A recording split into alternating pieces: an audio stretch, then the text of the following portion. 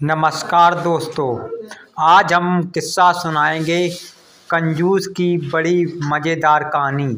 अगर आप हमारे चैनल पर नए हैं तो प्लीज़ हमारे चैनल को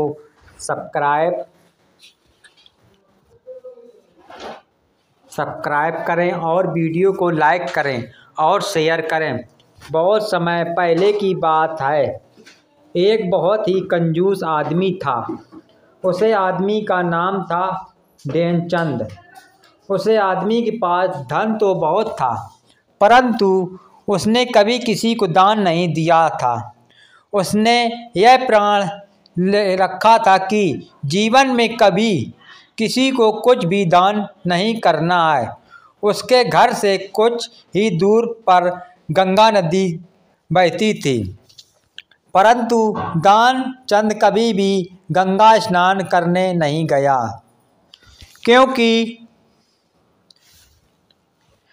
अगर गंगा स्नान करने के बाद पंडित जी पुजारी को कुछ दक्षिणा देने होती है, गंगा स्नान के बाद दान करना पड़ेगा। इसी डर से कंजूस ध्यानचंद कभी भी गंगा स्नान करने नहीं गया था।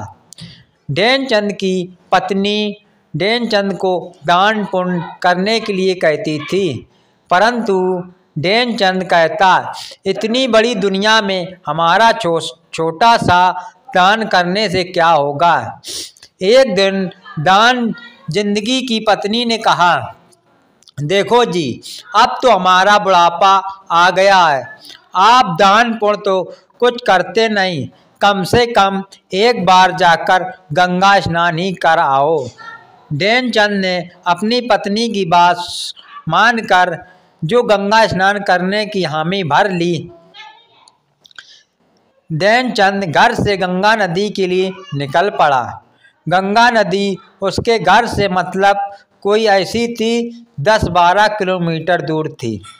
रास्ते में कहीं पैसा खर्च न हो जाए, इसलिए वह गंगा स्नान के लिए ही पैदल चल दिया।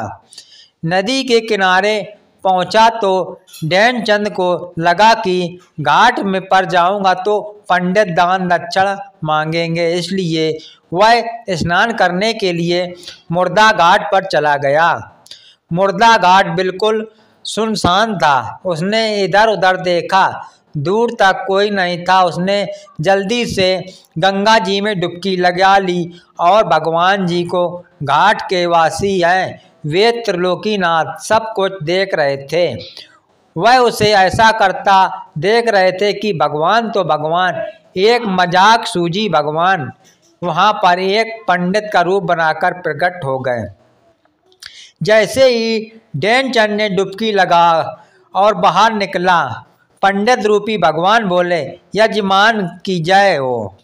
पंडित को देखते ही ध्यानचंद कहाँ पाया, पंडित को देखते ध्यानचंद का पाया, बोला, यह तो हद हो गई पंडित जी, यह पड़ा तो मरघट पर भी ये गया। पंडित जी ने कहने लगे कि देखिए, मैं एक संतोषी ब्राह्मण हूँ और एकांत में या मुर्दा घाट पर ही पड़ा रहता हूँ। ध्यानचंद बोला, अरे मुर्दा घाट है, पांडु के रहने की जगह नहीं है। तो ब्राह्मण कहने लगा, आप समझिए, मुझे जो मिल जाता है इसमें संतोष रहता है, मुझे ज़्यादा की आवश्यकता नहीं है, इसलिए मैं यहाँ पर एकांत में रहता हूँ।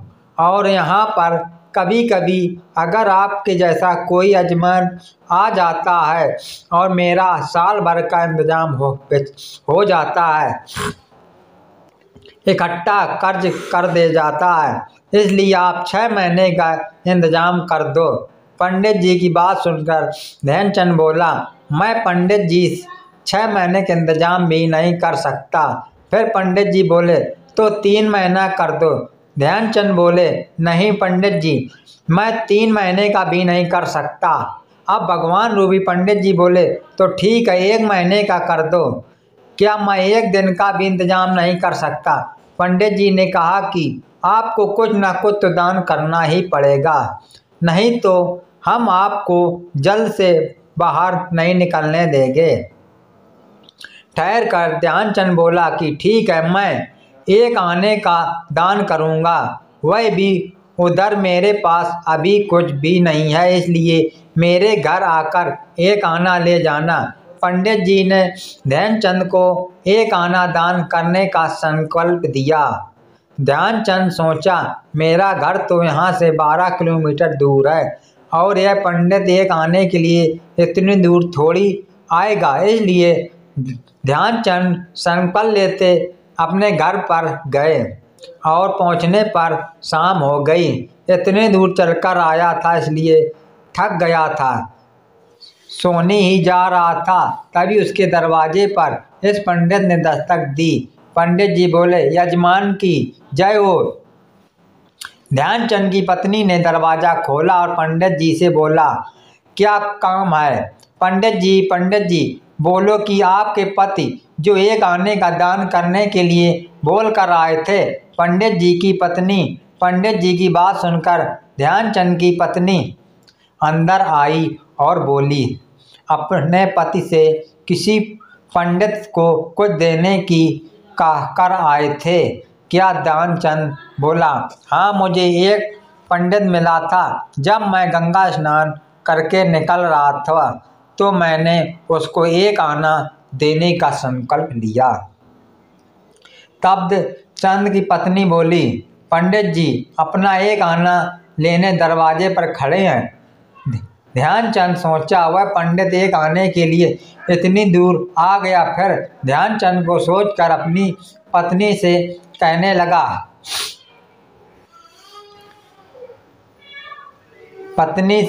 लगा कि भगवान जाकर उसे पंडित को से दो कि यजमान बीमार हैं, इसलिए 3-4 दिन बाद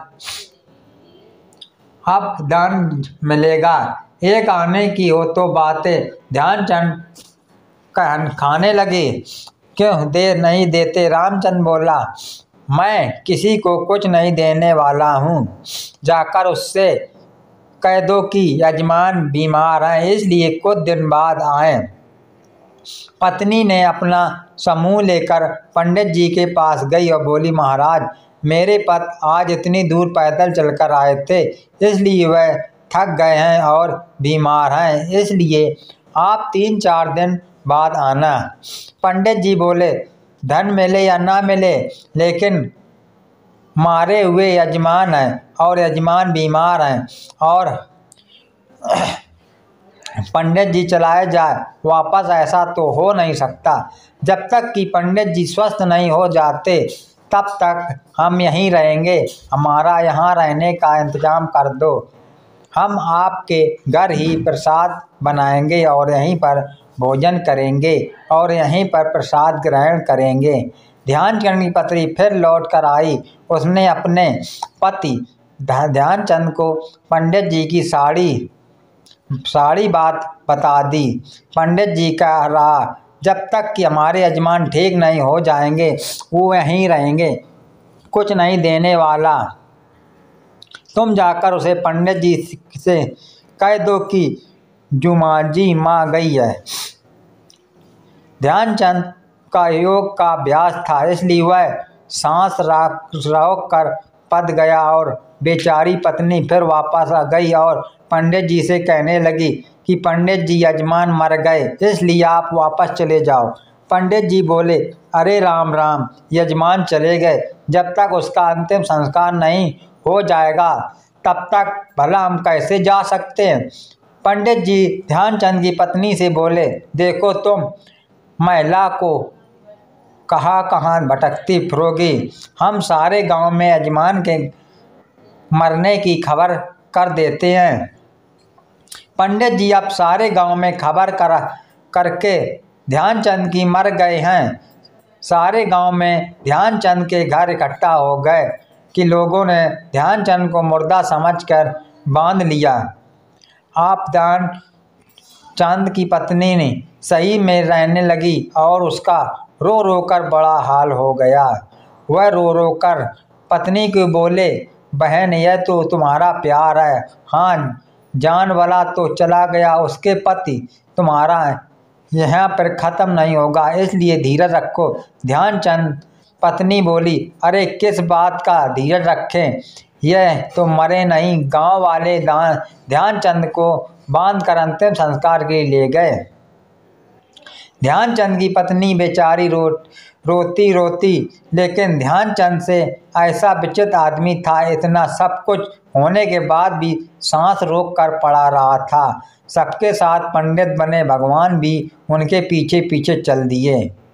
भगवान ने सोचा, हद हो गई कि हम कहानी नहीं आ रहे, हम आज तो इस ध्यानचंद से हम हार गए। ऐसे गजब का विचित्र आदमी हमने कहीं नहीं देखा।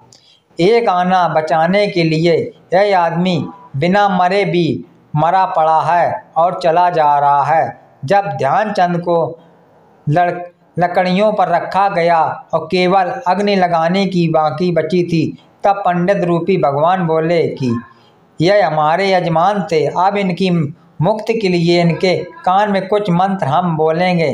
अब भगवान ध्यानचंद के कान के पास मुँह लेकर गए और बोले कि ध्यानचंद, भगवान विष्णु, मैं बैकुंठ से तुमसे नाता जोड़ने आया हूँ।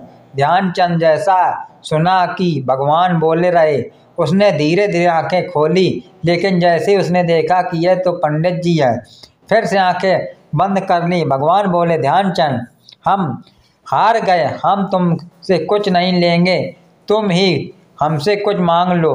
ध्यानचंद धीरे से बोला, वाह, एक आना छोड़ दो बस। पंडित जी पंडित रूपी भगवान तथायुक्त कर वहाँ से चले गए और ध्यानचंद आंखें खोलकर बैठ गया और अपने घर आ गया। ऐसा था ध्यानचंद जिसके आगे तो भगवान ने भी हार मान ली थी।